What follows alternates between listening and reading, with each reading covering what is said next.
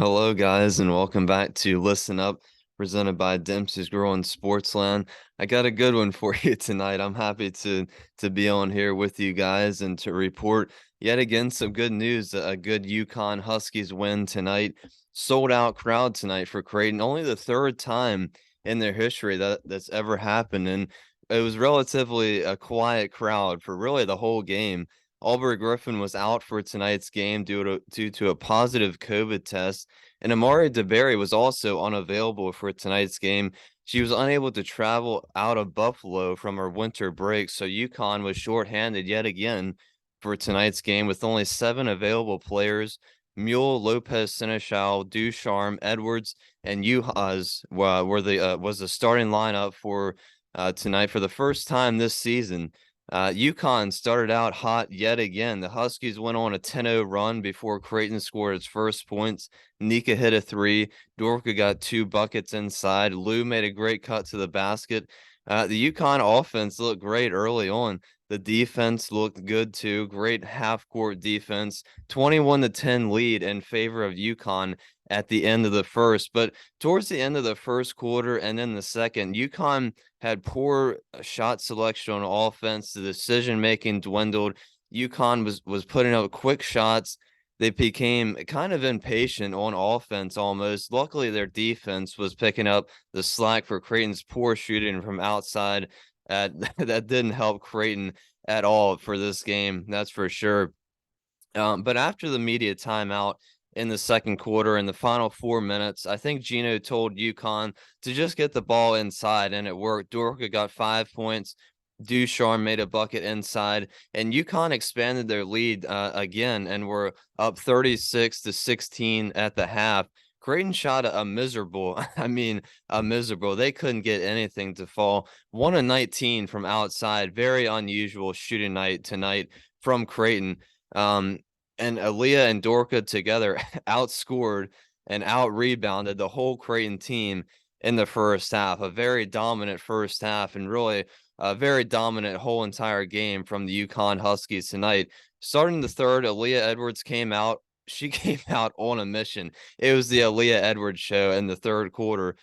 She's playing at a very high level right now. She fights for every rebound, puts up smart shots, and I like how aggressive she is in the paint. We talked about demanding the ball. We talked about that a lot on this podcast. Aaliyah Edwards demanding the ball. Very, very good. Another great performance tonight from Aaliyah. The Huskies got back in its normal ways, I would say. And what I mean by that is smart passes and shots. No silly turnovers, a couple silly fouls maybe, but like I said in the last check-in the other day, every game UConn's offense is getting just better and better, just little bit by little bit. Defense was sharp tonight as well. Creighton couldn't throw it. They couldn't throw it in the ocean tonight. Very, very unusual for them, like I said. Final score tonight, UConn 72, Creighton 47. I don't think many people were expecting a blowout like this. I know certainly me and Phil weren't. That's for sure. I think most people were predicting about 10 to 15 points tonight. The score range would be for UConn, but 72-47 tonight. UConn out rebounded Creighton 55-26. And UConn actually grabbed the most team rebounds ever recorded in that arena tonight, which is a pretty impressive stat. That's something that Jim Flannery for Creighton stressed to his team before the game, was kind of just competing with UConn and trying to at least make it a more favorable matchup for them and fighting for the boards. And unfortunately for Creighton, that didn't turn out like that tonight. That is definitely a factor into this blowout tonight. Was the team rebounding for UConn was really, really impressive. Won that battle tremendously down low. Also, UConn shot 2 of 11 outside, but that was way overshadowed tonight from Creighton's miserable shooting, 3 of 29. Now, keep in mind, Creighton averages about 9 made threes per game, and they shot 3 of 29. Great defense from UConn tonight, but just Creighton, they couldn't get any shots to fall from outside the arc. 15 turnovers tonight for UConn. That's less than what we've seen the past 4 games. Smarter decisions tonight. Like I said, let's get into the players. Only 7 of them tonight for UConn, but let's get into their individual performances.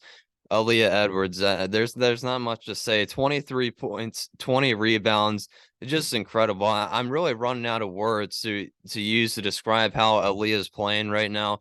Definitely the player of the game for sure. Also, those 20 rebounds, a career high for Aaliyah, and is the first player to record 20 boards since Maya Moore in 2010. Just unbelievable. It's incredible what Aaliyah Edwards is doing right now. Dorka Juhas, 22 points, 18 rebounds, also a career high for rebounds tonight for Dorka. She was really giving it her all out there. She took a couple hard fouls to the floor. Gino took a timeout to kind of give her a little break there in the third quarter, I believe, if I can remember correctly. But all the players tonight for UConn just battled out, gave it their all out there. A great performance tonight from Dorka for sure. Nika Mule played solid defense as always. A couple lazy passes I noticed from her, which is kind of unusual, but I'm sure she'll clean a couple of those things up. I know Gino's been getting on her about foul trouble and turnovers, and for the most part, she did clean a couple fouls up tonight. She didn't have a lot of fouls, clean that up, but a couple lazy passes out of Nika. Um, 8 assists as well tonight. Finally, a game she got under 10 assists. We're so spoiled by Nika Mule getting averaging 10 assists per game. Just under it tonight with 8 assists. But Nika Mule, very solid performance. Lou Lopez Seneschal, 10 points tonight. UConn really didn't have to rely on Lou tonight for offense or 3-point shooting. Caroline Ducharme drew the start tonight with Aubrey being out, scored 11. I think Caroline played pretty good. Hopefully, Caroline is okay. I think it was the final 2 or 3 minutes at the end of the game. Might have been the final like a minute 30 there. Caroline kind of I guess she got hit in the head or hit it on the floor. I don't really recall what happened, but she had to come to the bench and put ice on her head immediately. So hopefully it's nothing serious. We don't need any more injuries over here on the UConn side, that's for sure. But hopefully it's nothing serious. Hopefully Caroline is okay because I think these past couple games she's really been finding her stride. She played really solid tonight, filling in for Aubrey in the starting lineup. So hopefully Caroline is okay. Ayana and Ines coming off the bench. Ines maybe got 3 minutes tonight, really. Didn't get that many minutes tonight out of Ines, but Ayana probably got about 10 if I recall. I wish Ayana could make a couple baskets to kind of boost her confidence. You can tell she's so anxious when she gets on the court. She just wants to get a couple rebounds, play good defense, which she's doing very well when she comes off the bench for UConn. And she wants to make a couple of shots. She always gets rebounds and gets the ball into the paint, gets a couple layups, but she just can't get them to fall. I really wish a couple of those would fall for Ayana and kind of just boost her confidence a little bit. But she gives it her all when she comes off the bench. I think Ayana played good tonight. And like I said, all 7 players for UConn, especially the starters, left it all out there tonight, playing 30, 35 minutes, 38 minutes, a couple of them. Tremendous job, phenomenal job out of everybody for UConn, only having 7 players. And to blow a team out like, Creighton's level, I mean, that's not that's not a sleeper team. I mean, they're no joke. UConn played tremendous defense on them tonight, made every shot difficult that they took. Just an incredible overall performance from UConn. Let's get into some comments. Everybody's favorite part of the show. I'll get into a couple before I sign off tonight. Benny Benson says if UConn can keep ball movement and stay out of foul trouble, we Gucci. It seems foul trouble is the first domino to fall. Well, I think for the most part, and that's a good point. For the foul trouble tonight, because with 7 players, they definitely needed to be careful. I think Lou picked up 3. And I think there was one other. I think maybe Nika had 2. I think maybe Dorka had 3, if I recall correctly. But I think for the most part, they did stay out of foul trouble tonight, which was very, very important.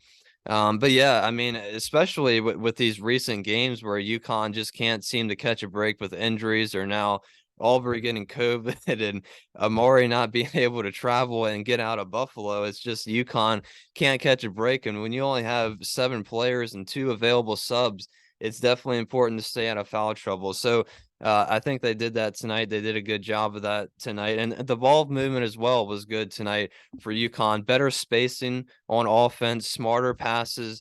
UConn offense, for the most part, was really solid tonight.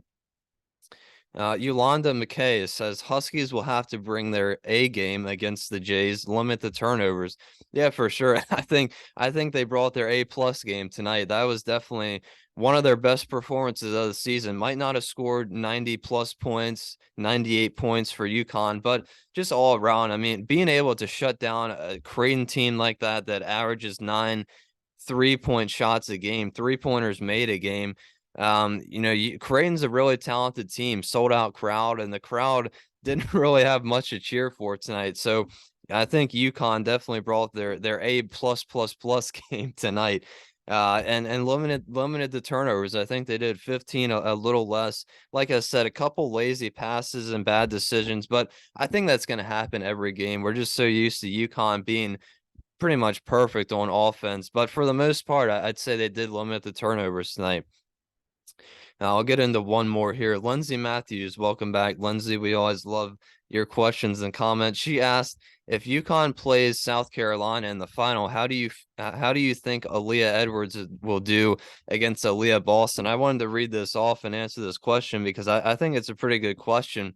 Well, luckily we don't have to wait until to see if both teams make it to the final in March Madness to play for the championship, because UConn is welcoming South Carolina to Gamble Pavilion in UConn in February. So that should be a really fun game. Like I said, I know we've been kind of talking about that for ever since the season started. Really, everybody's been looking forward to the championship rematch from last year. I think it'll be a really interesting game. But if Aaliyah Edwards, God forbid, hopefully she stays healthy, God forbid any injuries, but the way the way Aaliyah Edwards is playing right now, like one of the announcers said on tonight's broadcast, the only person that can stop Aaliyah Edwards right now is herself. I think maybe one bad shooting performance is still to come. I mean, if she can keep up the pace that she's on right now, I mean, she's in the conversation. If she continues this for really National Player of the Year, in my opinion, she's just playing incredible right now. But to answer the question, I think she'll do fine against Aaliyah Boston. Aaliyah Boston, obviously, probably the best player in the nation right now. I know maybe some of us don't want to admit that over here, but she is. I mean, she's an incredible player. She's going to go #1 probably in next year's draft, or in this upcoming year's draft. But I think it'll be a really fun battle to watch inside. It'll definitely be interesting. But I think for sure Aaliyah Edwards can hold her own against Aaliyah Boston. I think that's going to do it for me tonight, guys. Final score from Omaha, 72-47. UConn's next game is Saturday at 2 p.m. against Marquette. Should be another fun one. I'll be back with Phil probably on Friday, most likely, for a last check-in before that game on Saturday. But for now, this has been Rye on Listen Up.